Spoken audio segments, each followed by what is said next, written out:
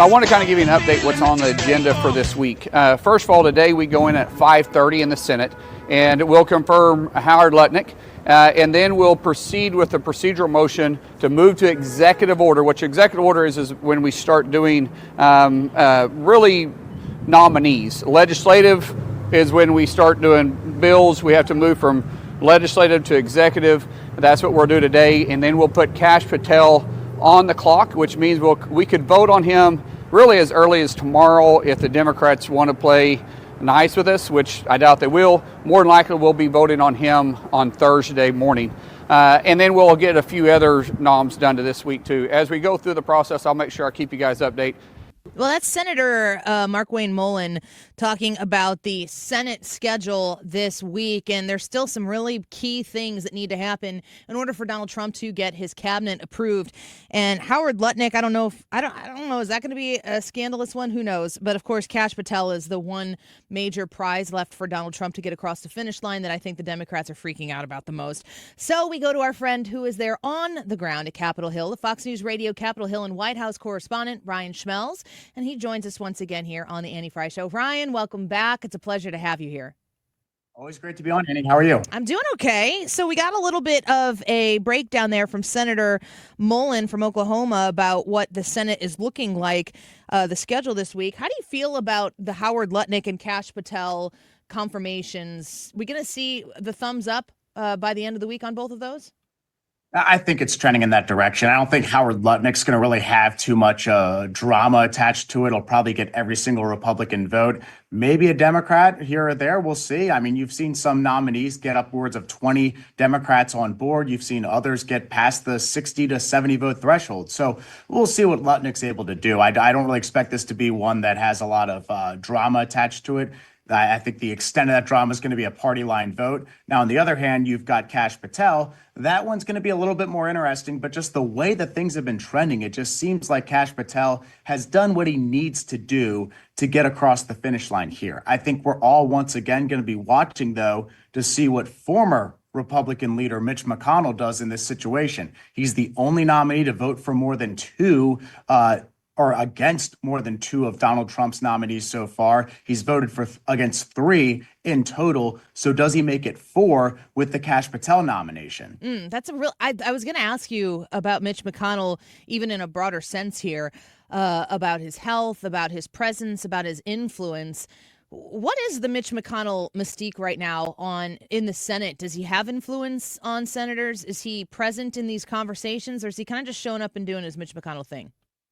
It seems like he's kind of keeping to himself, that he's not trying to put any major pressure on anybody or try to sway them one way or the other. He's always been available for, counsel if they so choose to, but it doesn't seem like he's really swayed anybody away from any particular nominee. And that you see that as an example because there's been multiple times where he's been the only person to vote against a nominee. You saw it happen with Tulsi Gabbard. You saw it happen with RFK Jr. And to think, too, that this is kind of setting up for a very interesting possible showdown down the road. DOGE wants to come in and make some changes to the Pentagon and kind of demand more accountability so the Pentagon, oops, that was my mic, can finally pass an audit. But here's the thing. Mitch McConnell is the appropriations chair when it comes to military spending. So he could be setting up for an interesting face-off between DOGE, Donald Trump, and Mitch McConnell down the road. I just think it's kind of a shocking thing to observe in the last couple of years. We watched Mitch McConnell really rule the Senate with an iron fist. He had a very strong command over what was going to happen, what he was able to do going into the 2016 election when he pulled back that Barack Obama nominee for the Supreme Court. Was a very strong and bold move, and I think it had a lot to do with getting Donald Trump the opportunity to win that nomination in the presidency. And then you go to where he steps down from leadership, but he remains in the Senate. We know that his health is a challenge for him as well. I'm curious, does he explain a lot of his votes, the way he's going, or the things that he's doing when it's a departure from what the majority of the Republicans are doing there in the Senate? Does he talk? He explains it through statements, but it's very rare that he does any type of media gaggle or media appearance. And it's gotten, I think, a lot less frequent now that he's facing these health issues too. That's kind of one thing we're getting used to with John Thune is that he is a little bit more of an open book compared to what McConnell was. McConnell's extent of talking to the press was normally the weekly press conference they would have, and he'd probably take, 3 questions on a given day. So that was if we were lucky. There were a couple times when he took a little bit more here and there, but McConnell really wasn't a very vocal figure, maybe vocal behind the scenes, but not somebody who ate up a lot of attention. And so now that he's not in this position of leadership, it's even more of a quiet front on his end. But you do see him put out statements, and he's put out some pretty harsh statements whenever he's voted no against one of President Trump's nominees. Go back to Tulsi Gabbard, you look at Pete Hegseth, and then, of course, you look at RFK Jr. There were some pretty intense statements that he put out, but he's not saying them vocally. He's just doing them on paper. So we're speaking with Ryan Schmelz. He's in Capitol Hill right now. The cabinet, it looks like it's imminent. The question will be, is it a short amount of time? Do they put up the fight they can, even though at the end it'll probably still result in those confirmations of Donald Trump's nominees? The other huge thing that Americans are watching closely, and we know that the president is urging consistently, is the passage of that big, beautiful bill, maybe 2 bills. What's the process right now on getting the tax cuts that made permanent in order to get the security funding, all of the things that need to be done right now on the start in the House, working with the Senate? Where's that bill at right now?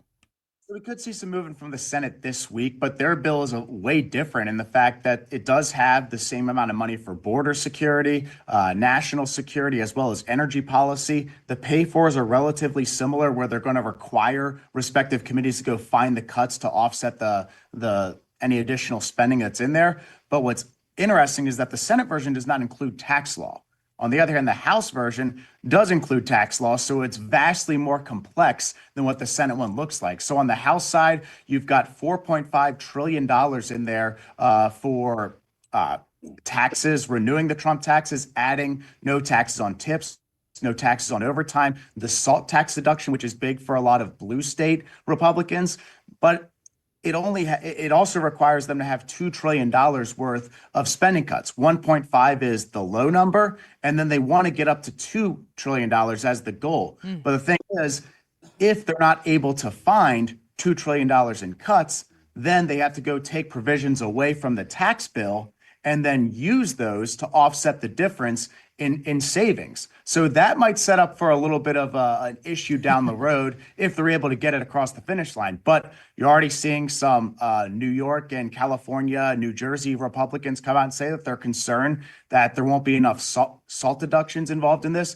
And then you also have some Republicans putting out warning signs saying that they might vote against this because they're concerned that this could lead to cuts in benefits for people who need it, like Medicaid and Medicare. Donald Trump has been pretty adamant that that's not going to happen, but it's not set in stone, at least according to some of these folks. So I think there's a little bit of a warning sign being flirted with by a number of maybe more moderate-leaning Republicans. Ryan, this is Ryan, and it's a little early in the process, but how long will this budget last? Are they working on something that will last a year? Is it longer than that? When do they come back and have to do this again?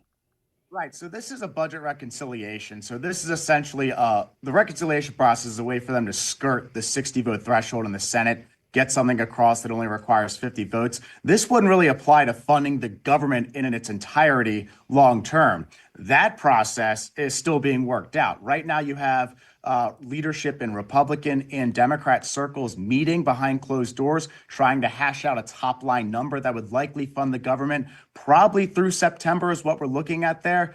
But you've got this little back and forth going on where Leader Jeffries, the top Democrat in the House, is accusing Republicans of walking away from negotiations and wanting to go it alone. But then you see some other Republicans like Susan Collins pushing back on that and saying, no, he's misinformed. We actually just met last night. So from what it sounds like, those talks are still ongoing. They haven't reached the top line number. But an interesting aspect of this is that you have a Republican like Warren Davidson from Ohio who came out of the weekly GOP conference meeting last week and said, we're not even talking about the November 14th deadline. So that's kind of a little bit of a concern for some people in this building that this is just not getting the attention that it needs. Ryan Schmelz speaking with us right now from Capitol Hill. I'm curious about the reactions, your whatever you're picking up there in the hallways about the efforts of DOGE and what they've been able to cut. We found how many people are getting payments, it seems, on Social Security or whatever that are 150 years old.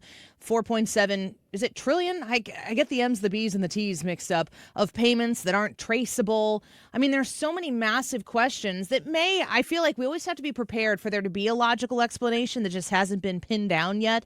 But for the people who are actually overseeing DOGE and overseeing Elon Musk in the Congress there, what are you hearing from people regarding the efforts and the results that they're putting up so far?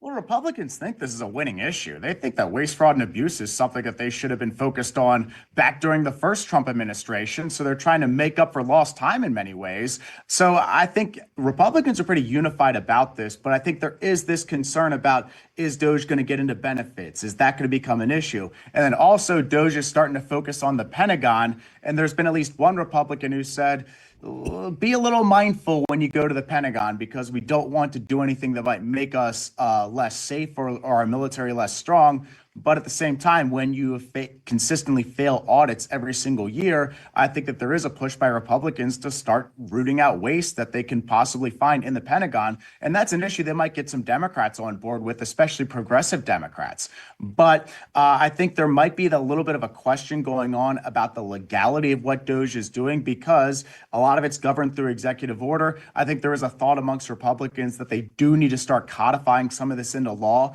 and passing it as legislation, so that it holds up better legally with the Supreme Court, because that's the argument that Democrats are really hitting on. The one thing they've kind of focused on recently with their messaging is going after this firing of inspector generals, where they've pointed out that there has been millions and billions of dollars that the IGs have uncovered over the years that was waste, fraud, and abuse, and is actually an example of waste, fraud, and abuse. And Democrats are arguing that because Donald Trump fired a lot of these IGs, it's going to make it harder to root out waste, fraud, and abuse, and also hold the administration accountable. Well, Ryan, you gave us the best info. We appreciate you so much for coming to us directly from Capitol Hill, and we look forward to having you back again soon and getting the information directly from the guy who's there talking to the people on Capitol Hill. It's really, really wonderful to have you, Ryan. Thanks for being here with us again. It's wonderful to be on. Thank you so much, Annie. Take care.